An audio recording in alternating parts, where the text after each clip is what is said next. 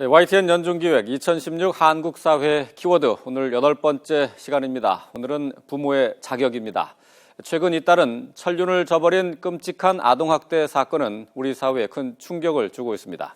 피해 아동들에게는 온기 넘치는 보호막이 돼야 할 가정이 외부 시선이 차단된 폭력의 밀실이었습니다. 부모의 비뚤어진 양육관이 이 같은 절망스러운 상황을 만들고 말았다는 자성 속에 자녀를 키우는 어른들 모두 우리 사회, 우리 아이들을 바라보는 시각을 돌아보게 만들었습니다. 부모가 갖춰야 할 덕목은 무엇인지, 또 부모의 자격은 무엇인지, 교육을 의무화해야 할 때라는 목소리가 커지고 있습니다. 차유정 기자가 취재했습니다.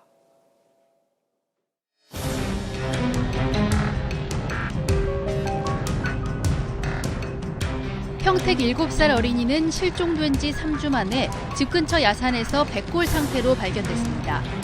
부천 3개월 된 젖먹이는 멍들고 골절된 상태로 병원에 실려왔지만 끝내 숨을 거뒀습니다. 어린아이들을 끔찍한 죽음으로 몰아넣은 범인은 다름 아닌 부모였습니다. 최근 장기 결석 또는 실종 신고된 아동들에 대한 전수조사가 진행되며 자녀 학대 사건들이 하나둘씩 드러나고 있습니다.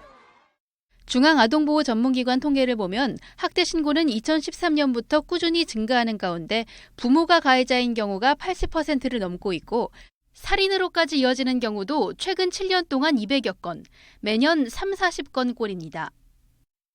이 같은 일들이 왜 벌어지는 걸까?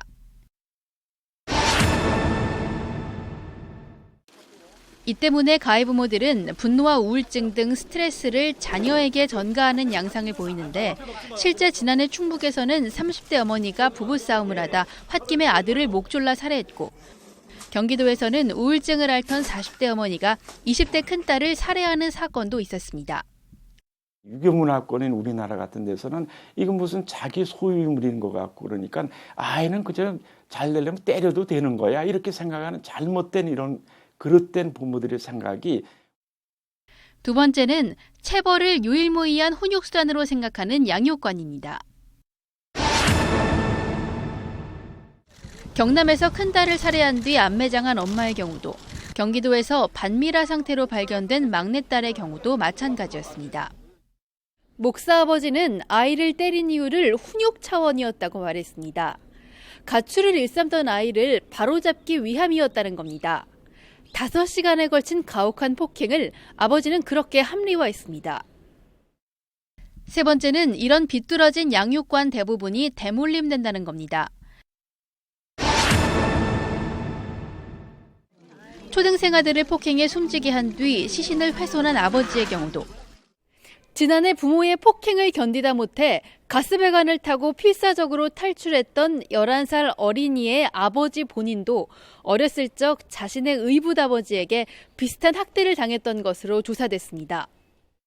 이에 대한 대책으로 처벌 강화와 전담기관 설립, 신고 활성화 등이 나오고 있지만 비뚤어지거나 미숙한 양육관을 바로잡는 것이 근본적인 처방이라는 지적이 많습니다. 최근 복지센터와 교육연구원을 중심으로 부모교육 강좌가 활발하게 진행되고 있습니다. 이곳 인천의 한 센터에서도 부모 수십 명이 모여 올바른 자녀 양육법을 배우고 있습니다.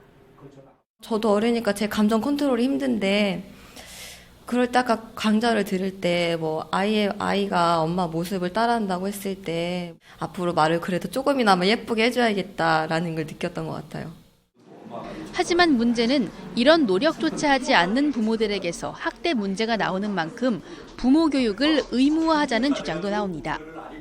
그래서 무상보육 혜택을 받는 모든 부모들은요, 만 5세 이전에 자녀를 둔 부모들이 대상이겠죠.